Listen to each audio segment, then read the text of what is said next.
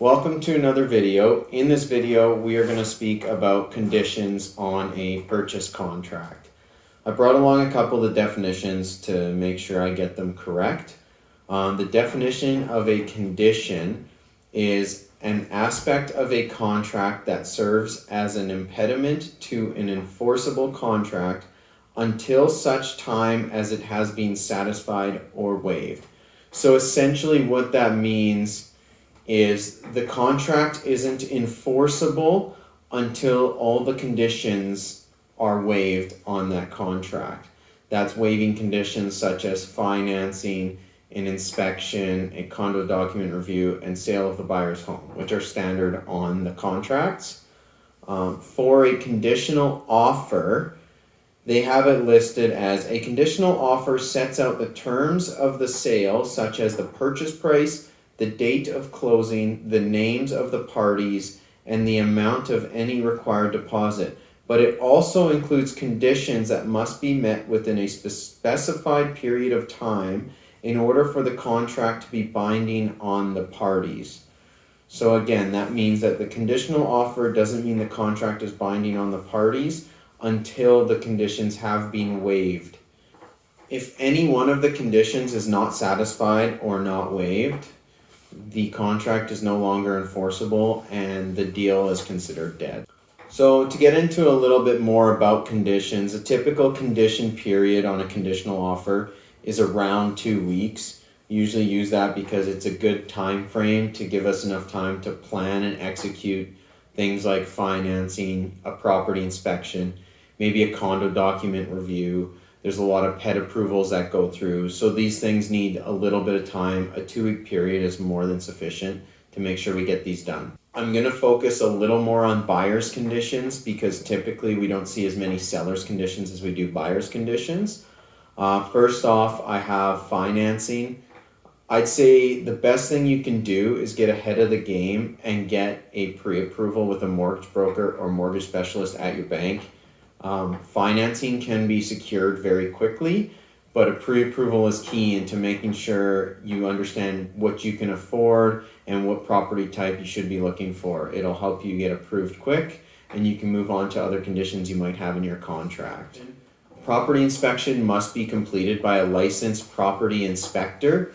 This means that you can't just get someone like your family member who's a carpenter to review the property and send you an inspection report. They have to be considered a licensed property inspector. An inspection will go through the main components of a home, typically the roof, your mechanical components like hot water tank and the furnace. You have the windows, the insulation, the exterior, maybe the lot grading, your plumbing, some of the electrical, but it's a non-invasive inspection. So they won't be taking things apart, damaging anything to inspect items. It'll be what you can kind of see on the surface and a functionality test of the main systems of the home. Next, I want to talk about a condo document review.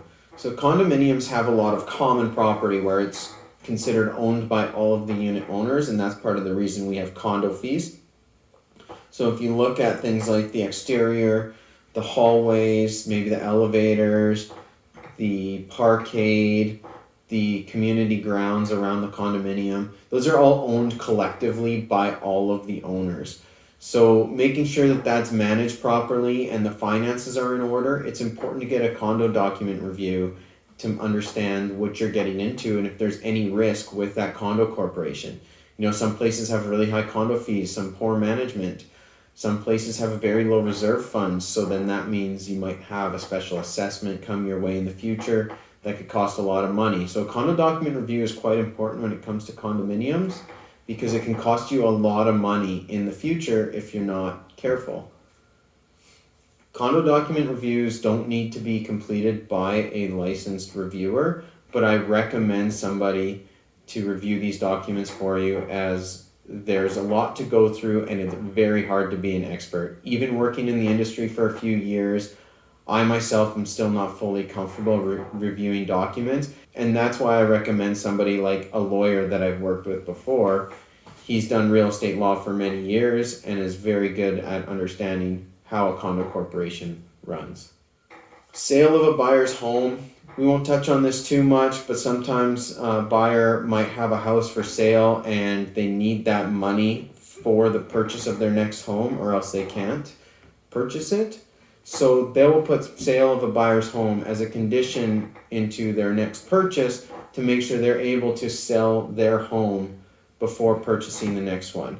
This condition isn't very often used, but it is available, and it's important if you need those funds from your sale to close on the next one. For a pet approval, I do want to speak to that. I usually suggest getting pets approved to live in a condo complex or mobile home park or HOA at least within the first week. So I tend to shorten that condition date to about 1 week to make sure that's completed before we go into inspections and a condo document review, because an inspection might cost between $400 and $600, and a condo document review averages around $400. So before you want to spend close to $1,000 on things that won't matter if you can't get your pets approved, I think it's important to make sure those pets are approved first. So for a pet approval, that's one where I suggest trying to make that condition a little shorter and forcing the sellers to get on it to make sure that you can move forward with your purchase. So for buyer's conditions, those are the typical ones that we see most often.